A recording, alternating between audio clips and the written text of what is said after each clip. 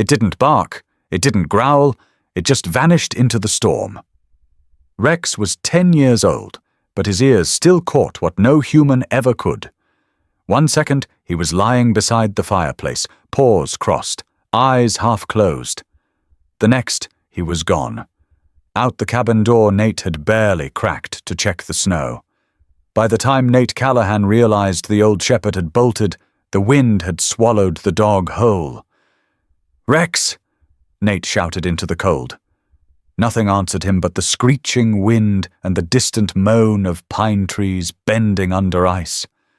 He knew better than to wait. There were some instincts you couldn't shake, even after retirement. He grabbed his boots, his coat, and his flashlight, and ran. The snow came sideways, battering his face like grit, stabbing at the corners of his eyes. His breath fogged up in front of him, swallowed immediately by the dark. The cabin lights vanished behind him after 20 yards, leaving nothing but a trail of deep paw prints in fresh powder. Rex never ran without a reason.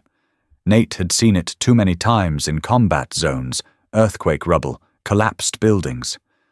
When Rex moved like this, fast, focused, it meant one thing. Someone needed help. He followed the tracks down the ridge behind the cabin, where the land dipped into what used to be a children's park.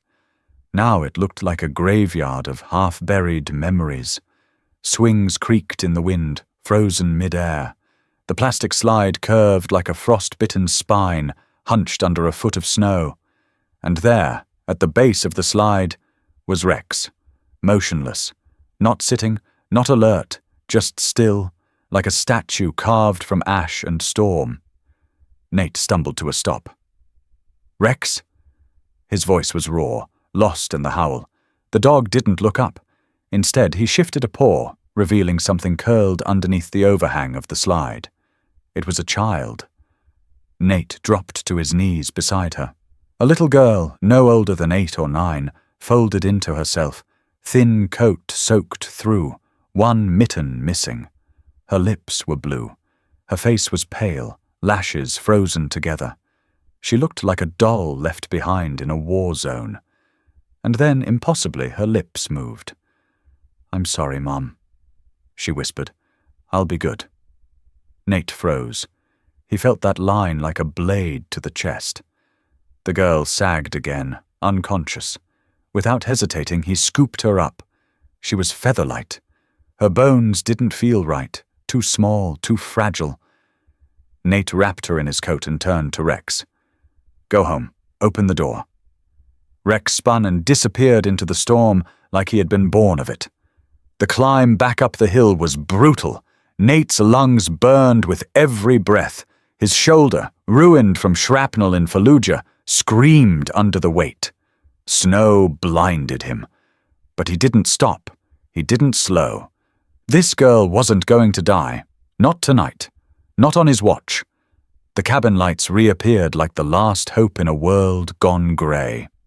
By the time Nate reached the porch, Rex was already there, pawing at the door, tail stiff. Nate stumbled inside, kicked the door shut, and laid the girl on the couch near the fire. She didn't move. Rex stood over her, ears forward, head low. Nate worked fast. He stripped her wet layers, wrapped her in every blanket he could find, added hot water bottles against her sides. He rubbed her hands, her feet, whispered to her without realizing he was doing it. "You're safe now, kid. You're okay. Just hang on." Rex lay down beside the couch, his body curled protectively near her head. Minutes passed. Then slowly, barely, the girl's chest rose. Fell, rose again. A breath. Another. She was still alive. Nate sat back, hand over his eyes. The fire cracked in the silence. Rex didn't move. He just watched her, ears twitching, eyes locked on her face like he could will her, back from wherever she'd gone. "Whatever it was you heard out there," Nate whispered to Rex, "you were right." Outside, the blizzard raged, but inside something ancient and holy stirred, a child saved, a soldier stunned, and a dog who never stopped listening. This wasn't just a rescue, It was the beginning of something none of them could name yet. But it would change everything. The fire had settled into embers by the time the girl stirred. Nate sat slouched in the armchair, boots still wet, jacket draped across the back. His body ached in that quiet way soldiers knew too well, when the adrenaline had drained, but the consequences still lingered. He hadn't slept. Couldn't. Rex hadn't moved from the foot of the couch since they got back. The old shepherd lay coiled like a sentinel, muzzle inches from the girl's fingers, watching every rise and fall of her chest like it was a mission he wouldn't abandon. Outside, the wind rattled the window panes, snow plastering against the glass. Inside, the room was a warm cocoon of wool blankets, low firelight, and silence heavy with questions. When the girl blinked her eyes open, it was so slow, Nate almost missed it. Her gaze drifted toward the ceiling, unfocused. Then to the side, where Rex waited, eyes unblinking. She flinched at first, not from fear, more like confusion. Then she just stared at him. Rex gave a soft chuff and gently nudged her arm with his nose. "Hey," Nate said quietly, leaning forward. His voice, hoarse from cold and too many hours without speaking, caught in his throat. "You're safe. You're in my cabin. You remember what happened?" The girl didn't answer. She looked around as if trying to place herself, her small frame still bundled in blankets. Her lips parted slightly but made no sound. Nate tried again. "What's your name?" Nothing, but then a whisper, dry as old leaves. "Emily." He nodded, careful not to show too much relief. "That's a good name." He didn't ask for a last name. Not yet. She looked like a kid on the edge of splintering. She shifted, and the blanket slipped enough to reveal her wrist, blue and faintly bruised. Nate froze. As she moved to sit up, her shirt lifted slightly, and the edge of her back showed dark, uneven marks.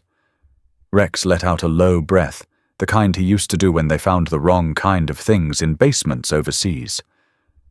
Nate's jaw clenched. "Are you hurt anywhere else?" Emily didn't respond. She looked down, avoiding his eyes, hands buried under the blanket. That's when he saw something fall from the folds of her coat, now draped over the back of the couch. A small, spiral-bound sketchbook. Water-stained. Edges frayed. The kind of notebook kids usually doodled hearts and clouds in. He picked it up carefully, walked to the kitchen table, and opened it. No hearts. The first page was a rough drawing of a dinner table with one empty chair. The next, a woman with a shadowed face pointing at a puddle of spilled juice while a small child cowered beneath. Each page unfolded like testimony. He flipped further. One drawing showed a basement. Another, a girl curled beside a washing machine, her eyes hollow. Nate didn't need explanations. He'd seen this kind of storytelling before, but not from children, from soldiers, from victims, from people who didn't have the words, so they used ink instead. He turned back. Emily was watching him. "You drew these?" he asked. She didn't answer, but the flush in her cheeks told him enough. He crouched next to her again. "Emily, are you in trouble with someone? Your parents?" That got a flicker, a faint tightening in her jaw. "They're not my parents." She whispered, "Not really." She said nothing more. Rex stood then, stretched stiffly, and walked over to her. He laid his head on her lap, eyes closing with a long, exhausted sigh. Emily's hand, hesitant at first, slowly found its way to his neck. She scratched behind his ears like she'd known him forever. "He found you," Nate said. "Out in the storm. He didn't even bark, just ran." Emily kept petting the dog, her face unreadable. But there was something new in her shoulders. Not trust, but less fear. "You hungry?" Nate asked. She shook her head. "You need to eat something." Nothing. He moved to the kitchen, opened the cupboard, found an old can of chicken noodle soup. Heated it. Brought it back in a steaming mug with a spoon. He handed it to her without a word. She took it. Her hand shook so hard he had to steady the cup before she spilled. Nate sat back, watched as she took the first small sip. Then another. He didn't speak. Neither did she. After a few more minutes, she asked quietly, "What's his name?" Nate looked at Rex. The dog was now stretched out beside the couch, tail thumping slowly at the sound of her voice. "Rex?" Nate said. Emily nodded. "I had a stuffed dog once," she said. "Named him Shadow. What happened to him? They said I was too old for toys." The way she said it, flat, final, it stuck like glass. Nate didn't push. He just sat there, let the silence do the work. The fire popped, wind howled, again outside. And then, so soft he almost didn't hear it, Emily said, "Are you going to send me back?" Nate looked at her, at Rex, at the bruises, the notebook. "No," he said simply. "Not until I know the full story." Emily's eyes didn't well with tears. She didn't sob, but she reached down and curled her fingers deeper into Rex's fur. Outside, snow continued to fall, but inside that cabin, something cracked open. Not fully. Not yet, but just enough to let the warmth in. By morning, the blizzard had weakened into a slow, heavy drift. Snow clung to the window panes like breath frozen in place.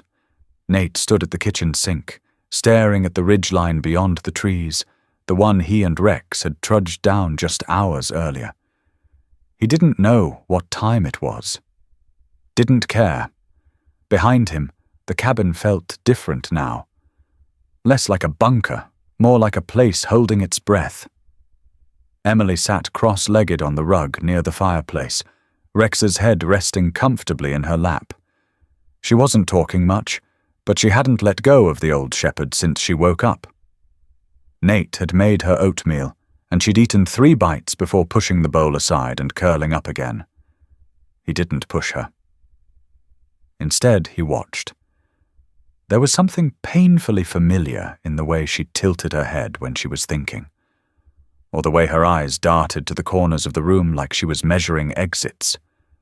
And when she finally laughed, soft, short, surprised at something Rex did, it hit him like a punch to the chest. It was Claire. He hadn't thought about his sister in months. Not really, just memories shoved into the attic of his mind. But now they crashed back in vivid flashes, Claire running barefoot through a Montana field, shrieking with joy, Claire yelling at their dad on front porch, Claire slamming the car door with tears on her face, a duffel bag on her shoulder. The last time he saw her was 12 years ago. They had fought, not over politics or war or money, but over loyalty. Claire had told him she was pregnant. He had told her she was being selfish, that their parents were right to cut her off. She had stared at him like he was a stranger, and maybe he was. After that, she disappeared. Now, sitting across the room, was a girl who moved like Claire, drew like Claire, flinched like Claire. Nate crossed the room slowly and knelt beside the couch. "Emily," he said carefully, "can I ask you something about your mum?" She looked at him, hesitant. What was her name? Emily's voice was barely audible. "Claire." Nate didn't breathe.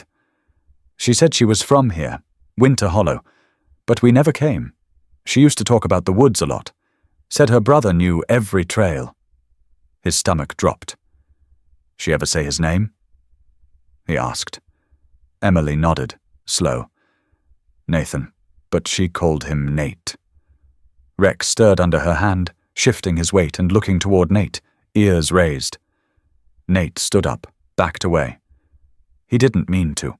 His legs just moved. He walked into the hallway without a word, his heart hammering, throat dry. In the back room, once his father's study, Then a catch-all for old gear, he opened the desk drawer, the one he hadn't touched in years. He found it under a pile of unpaid bills and rusted keys. A letter. The envelope had his name on it. Scrawled in Claire's handwriting, uneven, rushed. He sat at the edge of the dusty bed and opened it. Nate, if you're reading this, I probably couldn't say it to your face. You were my best friend once, and then we weren't. But Emily, she's the only thing I ever got right. I don't know if I'll make it long enough to fix what I broke with you, but if somehow she finds her way back, please, don't let her feel like a mistake. Love, Claire. Nate read the letter 3 times before folding it neatly and pressing it flat on his knee. He didn't cry, but something broke inside him. Quiet and deep. Back in the living room, Emily was still with Rex, drawing in her notebook now. A new sketch, lines traced softly, cautiously. Nate placed the letter on the table beside her. She looked up. "That's your mom's handwriting," he said. She stared at it, unmoving, then reached out and ran her fingers over the name on the envelope. "She used to trace letters with me," she said. Said words had weight. Nate crouched beside her, his voice steady. She was right. They sat in silence for a while, the kind that holds everything. Emily finally asked, "Are you mad?" "No," he said. "Just late." Rex shifted, lifting his head and placing it between them, tail sweeping gently across the rug. He blinked slowly, then pressed his body against Emily's leg and nudged Nate's hand. Connection made. Later that evening, after Emily had fallen asleep in the spare bedroom, Rex took his usual spot outside her door. Nate stood nearby, watching the dog settle down, his eyes still bright, alert. "You knew," Nate whispered. "Didn't you?" Rex didn't move, just watched the hallway like he always had, guarding the one person neither of them could afford to lose again. The knock came just after noon. Sharp, measured, not the kind that waited for permission. Nate stood from the table, drying his hands on a dish towel. Emily froze mid-sketch, her pencil hovering above the page. Rex, lying near the fire, lifted his head and stared at the door. Ears forward, body still.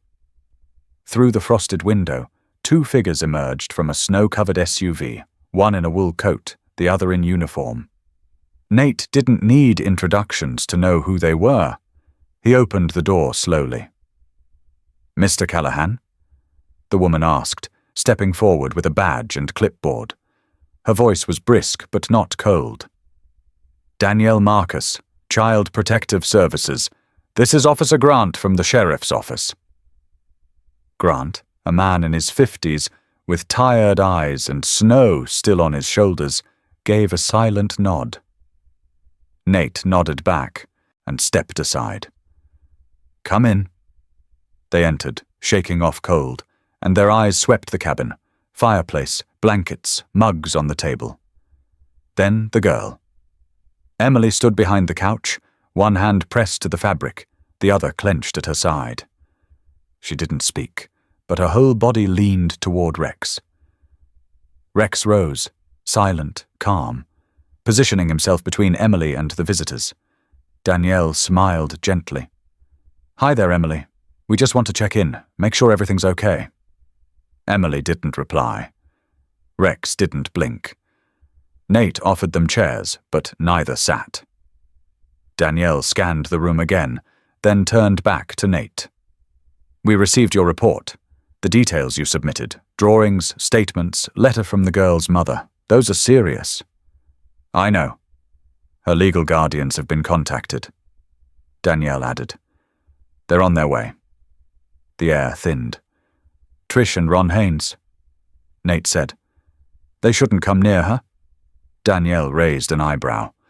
"The state has an obligation to hear both sides. If there's abuse, we'll document it, but they're still listed as her guardians." Rex's tail thudded once, slow and deliberate. Not happy, just alert. Nate turned to Emily. You okay?" She gave the smallest nod. The second knock came 20 minutes later, less polite, more entitled. Trish entered first, tall, trim, hair swept into a severe ponytail, coat too clean for the slush outside. Ron followed behind, bulkier, face expressionless, hands shoved into his jacket pockets like he was late for a meeting he didn't care about. Trish barely glanced at Danielle or Grant before her eyes locked on Emily. "Oh, thank God," she said, voice falsely sweet.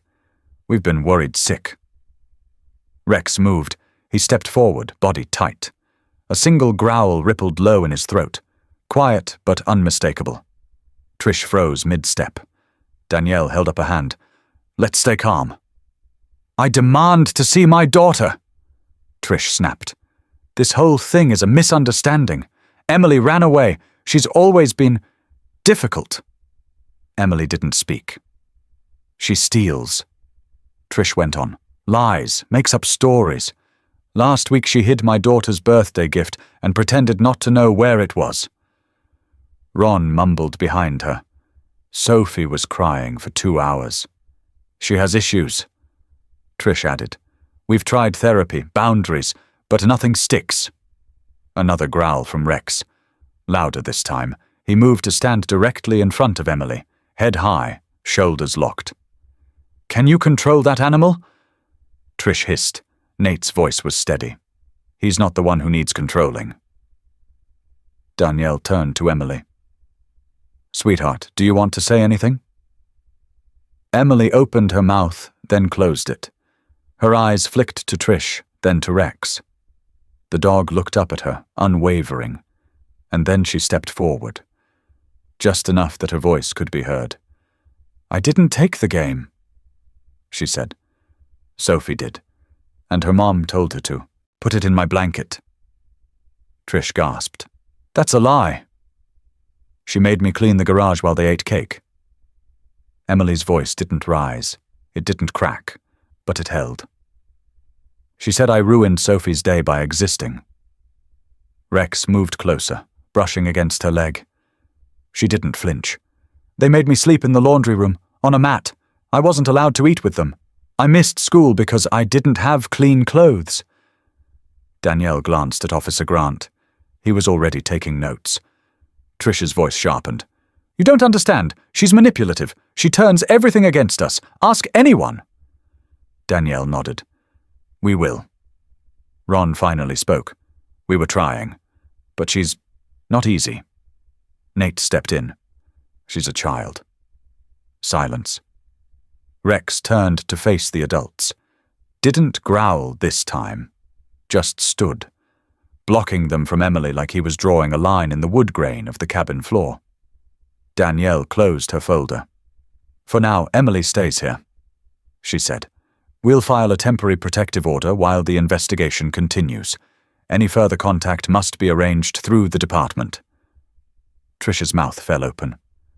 "You can't be serious. He's not even—" "I am serious," Danielle interrupted. "And I've rarely seen a child so clearly answer without fear, except in the presence of that dog." Rex sat then, still watching, but calm now, as if he knew the moment had passed, as if he had done exactly what he came to do. And Emily, for the first time, smiled. Just barely. Just enough. She reached down and rested her hand on his head, and he leaned in, quietly, as if to say, "I heard you. I always will." The courthouse in Fair County wasn't built for drama. The kind of cases that passed through its doors were usually about land disputes, unpaid parking tickets, or custody battles with more resentment than real danger. But that morning, tension hummed through the oak-paneled walls like electricity. Nate sat on the wooden bench near the front, his posture straighter than it had been in years. Dressed in a freshly pressed navy shirt and clean jeans, he looked like what he used to be, a man who'd once worn command. His hands were folded in his lap, his jaw locked tight. Sitting beside him, Emily wore a simple cardigan over a navy dress, her brown hair pulled back in a low braid. Her legs swung gently, never quite reaching the floor. At her feet, Rex lay quietly, calm, alert, and coiled like he was back on patrol. He hadn't taken his eyes off the courtroom doors since they entered. Across the aisle sat Trish and Ron Haynes. Trish wore a cream-colored blouse under a dark, tailored coat, her makeup sharp, her mouth tighter. She glanced often at the judge's bench, never at Emily. Ron looked like he'd rather be anywhere else. The judge entered just before 9. Judge Meredith Langley, mid-50s, no nonsense, and respected across 3 counties. Her silver hair was tied back in a low bun, and her robe was crisp. She took her seat without ceremony. "This is a temporary custody hearing regarding minor Emily Claire Dawson," she announced, her voice even. "All parties are present." Danielle Marcus stood and confirmed. "Yes, Your Honor." Nate passed a small folder to Danielle, who then handed it up to the bailiff. Judge Langley opened it and leafed through its contents. Claire's letter, Emily's drawings, witness statements, and the preliminary evaluation by a child psychologist who had spoken with Emily 2 days earlier. "Mr. and Mrs. Haynes," the judge said, lifting her gaze, "you have stated that the child was unmanageable and falsely accused your daughter of wrongdoing. Is that still your claim?" Trish stood. Her voice was steady, practiced. "Yes, Your Honor. We tried our best, but Emily has always been difficult. She made up stories, caused tension in our home, and unfortunately, we discovered she'd hidden a very expensive gaming device under her mattress. It belonged to our daughter Sophie." Rex shifted. Just a twitch. His head rose a little. Danielle turned to the judge. "With your permission, we'd like to call Sophie Haynes for a brief testimony." The courtroom quieted. Trish's eyes snapped to Danielle. "She's just a child." "So is Emily," the judge replied. "Bring her in." The bailiff opened the side door, and Sophie Haynes stepped into the courtroom. 7 years old. Blonde curls tied into twin ribbons, a little velvet dress that looked more suited for a holiday photo than a hearing. She walked stiffly, her shoes clicking on the linoleum floor. Trish gave her daughter a soft smile from across the room, subtle but unmistakable. A cue. Judge Langley leaned slightly forward. "Sophie, you know it's important to tell the truth today. Can you do that for me?" Sophie nodded. "Tell me what happened with the video game."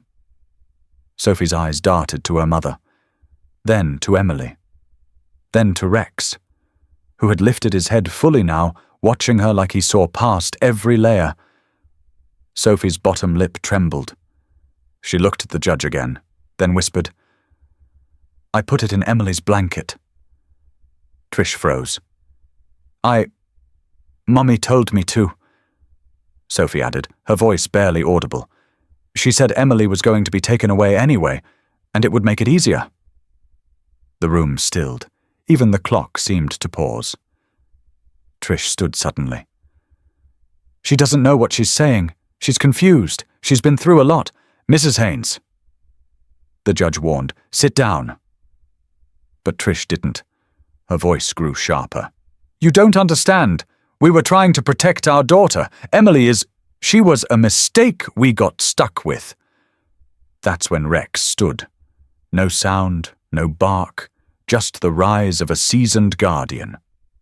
His body moved in front of Emily, positioning himself between her and Trish with calm precision. The courtroom went dead quiet. Every eye turned to the dog. Trish's words died in her throat. Judge Langley watched the scene unfold, then looked down at her papers. "The court has reviewed all submitted materials, including Sophie Haynes's sworn statement. At this time, I am granting a temporary custody order placing Emily Dawson in the care of Nathan Callahan." Trish slumped into her chair, her face pale. Ron said nothing, didn't even look at his wife. Emily's eyes widened, then flicked toward Nate. Nate didn't say a word. He just reached over and gently rested a hand on her shoulder. Rex sat back down beside her. His job done. For now. The judge continued.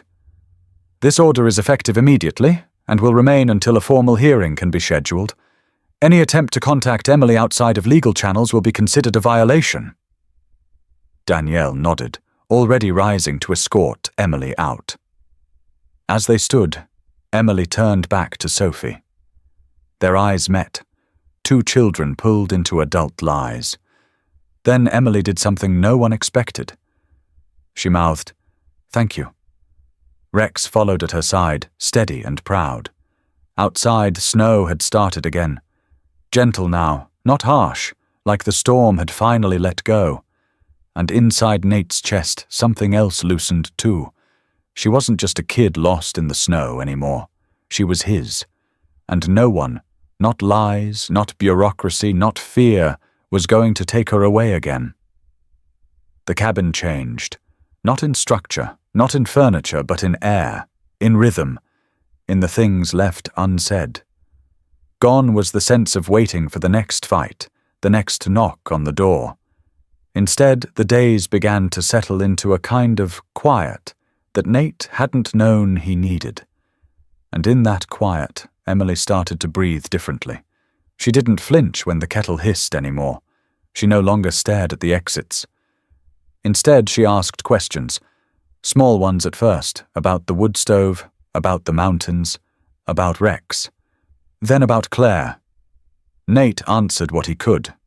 The rest, he admitted honestly. "I don't know. I wish I did." Emily accepted that with a nod, like someone who'd grown used to filling in her own blanks. Mornings were slow, deliberate. Nate made pancakes. Emily insisted on stirring the batter, her sleeves too long and her grip careful. Rex lay near the stove, occasionally lifting his head when a scrap fell too close to ignore. Afternoons they read.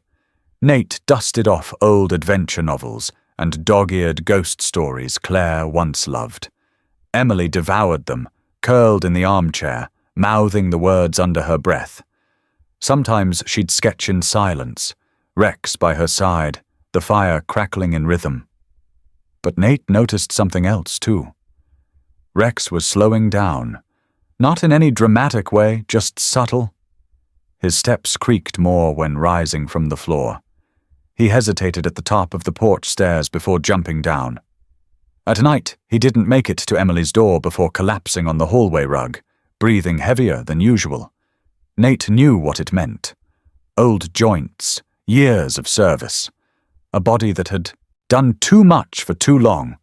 But he didn't tell Emily. Not yet. He watched her laugh when Rex nudged her elbow during breakfast, stealing toast. Watched her whisper secrets into his ear, pressing her forehead to his fur like it was a safe she could unlock. Watched her sleep with one hand resting on his back, as if her dreams couldn't start unless he was near. So Nate stayed silent. The vet had said it was arthritis. Manageable. Painful, yes, but treatable with rest and medication. Nate gave the pills when Rex would take them. Sometimes he didn't. Sometimes he just looked at Nate with those amber eyes that said, "I've done this before. I know what's coming."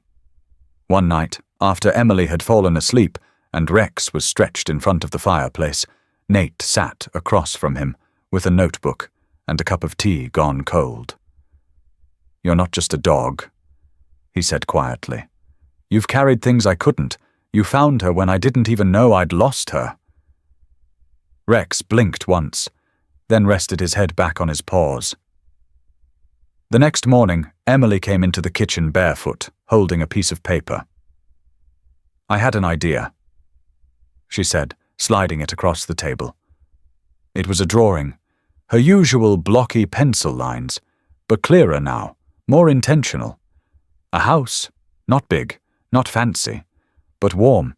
Smoke from the chimney, a sign on the porch. A place for us. Nate tilted his head. "What's this?" "It's for kids like me," Emily said, tapping the paper. "If there was a place like this before, maybe I wouldn't have had to run." Nate stared at her, at the way she stood straighter now, not completely healed, but standing. She pointed to the little figure in the corner. A dog. Rex is in charge. Nate smiled. Of course he is. That afternoon, they walked the old logging trail behind the cabin. Emily in her knit hat and oversized coat, Rex lumbering beside her. The air was thick with pine and melting snow. What would we call it? Nate asked. Emily thought for a moment, then grinned. Rex's house. Nate looked down at the shepherd. You up for that, old man? Rex didn't wag his tail, but he gave a slow blink and nudged Emily's leg, like signing a contract in dust and paw print. That night, while Emily slept, Nate opened the laptop he'd barely touched in months. He made a folder called Rex's House. Inside it, he drafted a plan. Budget. Renovation estimates for the abandoned ranger station at the edge of town. Potential volunteers. Contacts. He wasn't sure if it would happen. Not yet. But the idea was alive now. Breathing between the walls of the cabin, carried on the weight of a child's drawing and the watchful breath of a dog who refused to give up. Some homes don't start with blueprints.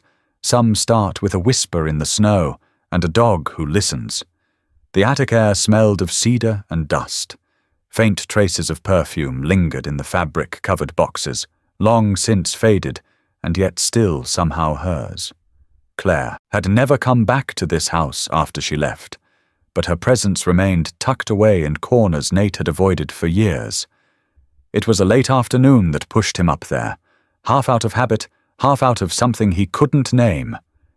Emily had fallen asleep by the fire, curled against Rex's side after a long morning helping Nate sort firewood.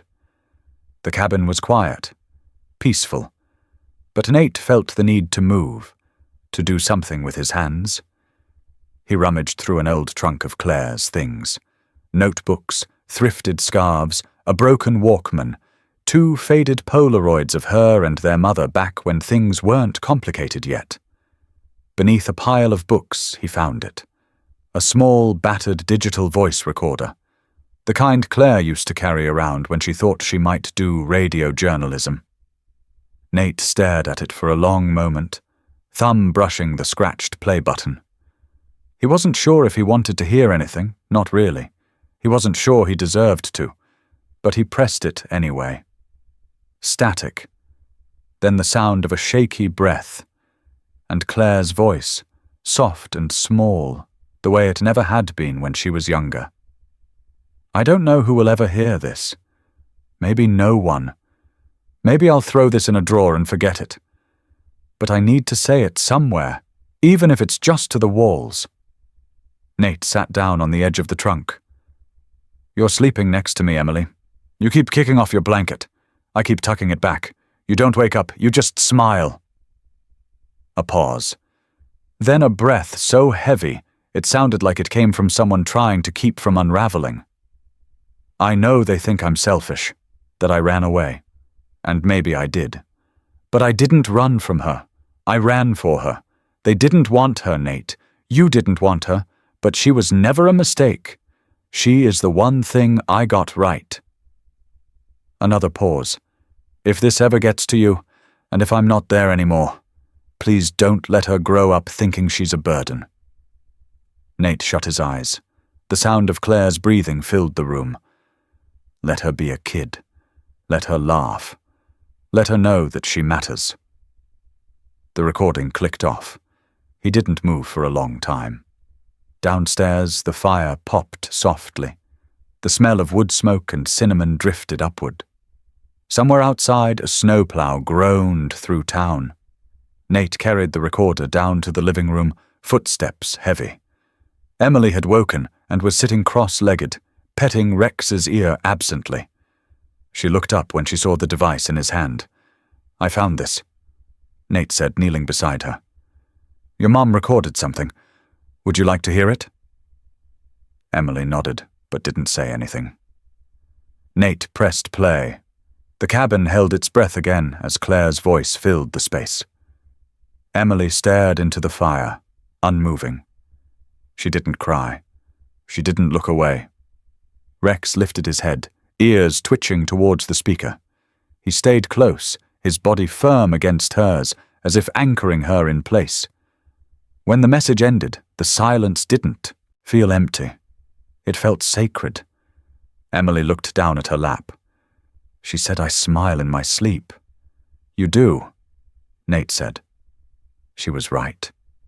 Emily whispered, "Even when we didn't have heat or food, sometimes she'd tell me stories until I laughed in my dreams."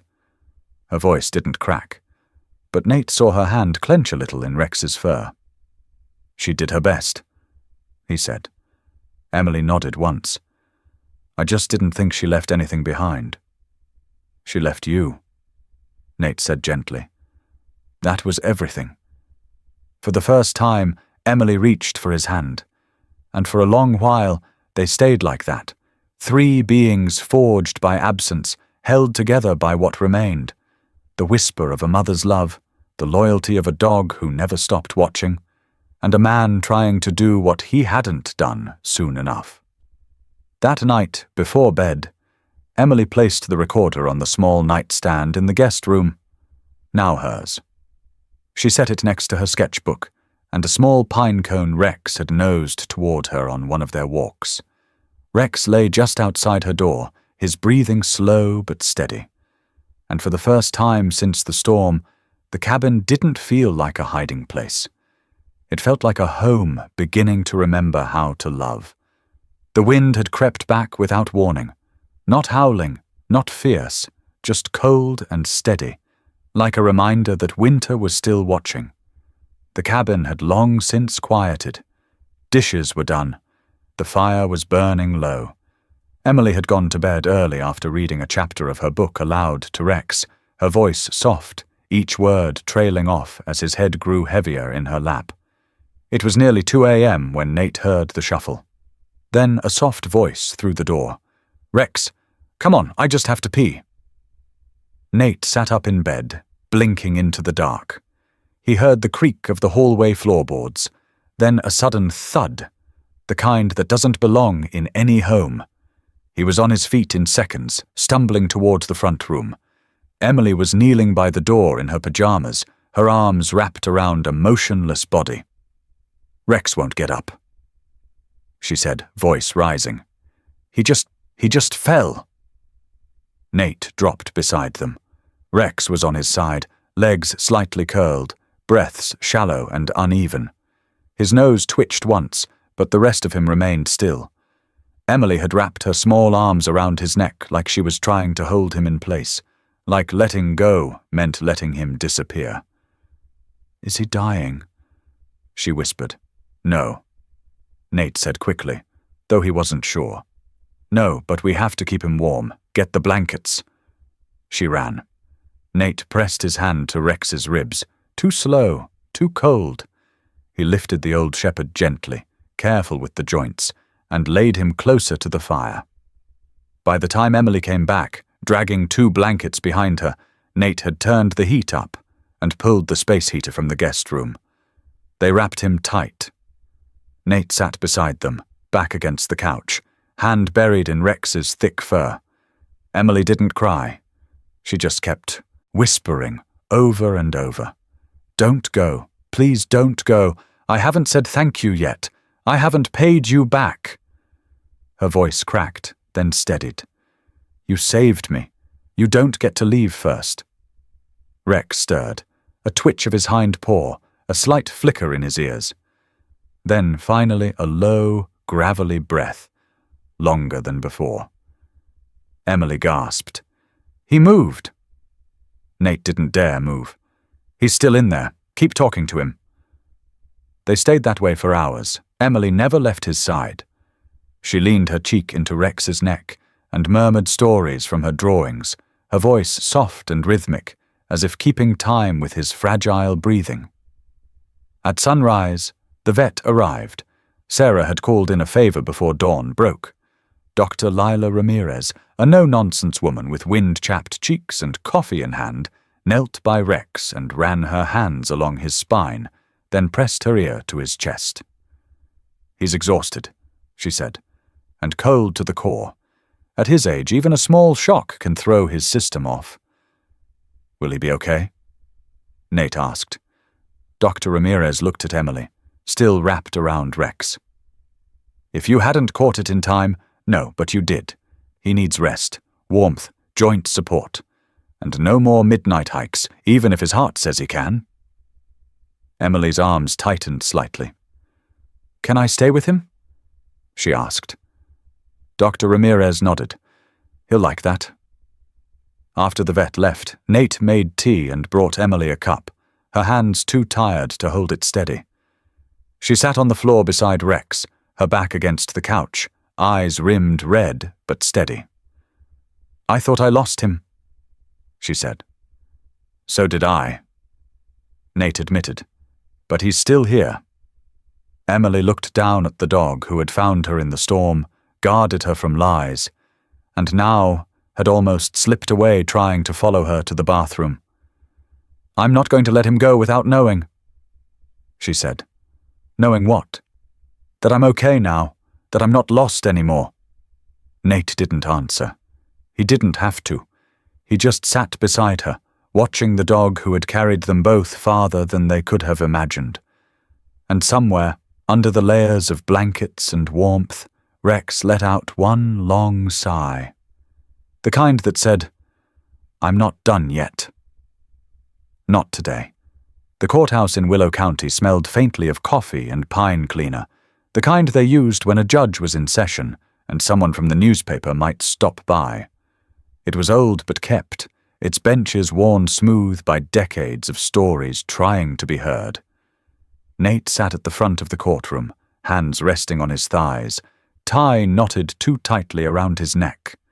He hated suits, hated courtrooms, hated the waiting. But this wasn't about him. Emily sat beside him, her legs barely dangling off the bench, her best dress pressed and her hair pulled into a neat braid. She clutched her sketchbook with both hands. A small red ribbon peeked out from one of the pages. At her feet, Rex lay still. Slower now, his breathing labored, his limbs stiff even on the warm courtroom floor, but he was there, and he was watching. The judge entered without fanfare. Judge Hollis, early 60s, dark skin, silver hair, and a reputation for reading everything twice. She looked over her glasses as she sat. The room stilled. "This is the hearing for permanent custody of minor Emily Claire Dawson," she announced, her voice calm but commanding. "Mr. Nathaniel Callahan, you are seeking to be appointed as the child's legal guardian and sole custodial parent. Is that correct?" "Yes, Your Honor," Nate said. "And are all submitted documents accurate and complete?" "They are, including a notarized DNA test proving I'm her maternal uncle, letters from her counselor, school principal, and the director of Child Protective Services." The judge flipped through the file on her bench, skimming. She paused briefly at Claire's letter, her handwriting still slanted and strong. Then, at the psychologist's notes, "Child displays signs of long-term emotional neglect. Stabilized rapidly in care of Mr. Callahan. Strong attachment to household dog. Notes this as primary source of safety upon intake." Judge Hollis looked up. "Emily, would you like to say anything today?" Emily stiffened. Nate leaned slightly, gave her a nod. She stood slowly, smoothing the front of her dress. Her voice, when it came, was soft but clear. "I don't want toys or clothes. I don't need stuff." She looked toward Nate. "I just want to stay with him. And Rex, I'm not scared when I'm with them." She took a breath, then added, "I don't feel like I'm in the way anymore." Something in the room shifted. Even the court reporter paused for a beat. Judge Hollis studied her, then turned to Rex. "You're the one they all keep writing about," she said. "The dog who doesn't leave." Rex didn't move, but his head lifted. Slowly, deliberately. Emily smiled. It was small, but it was the kind that stayed. Judge Hollis leaned back in her chair. Then let the record show that sometimes family doesn't have to start where it's supposed to.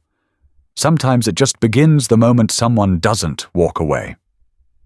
She signed the document. Effective immediately, legal custody of Emily Claire Dawson is transferred to Nathaniel Callahan. Her legal name will be amended to Emily Claire Callahan. The gavel dropped, gentle but final. Nate's shoulders sagged, the breath leaving his chest like a burden being laid down after years of carrying. Emily turned to him. "That's really my name now." "It always should have been," he said. She knelt down and buried her face in Rex's neck. "You hear that?" She whispered into his fur. "You've got a girl with your last name now." Rex thumped his tail once. The whole courtroom saw it. And no one said a word. They didn't have to. Spring returned to Winter Hollow slowly, as if uncertain it was welcome after the months of deep snow and long silences. The hills rolled green again. Streams began to hum beneath the thaw, and where there had once been only woods and wind, laughter now echoed through the clearing.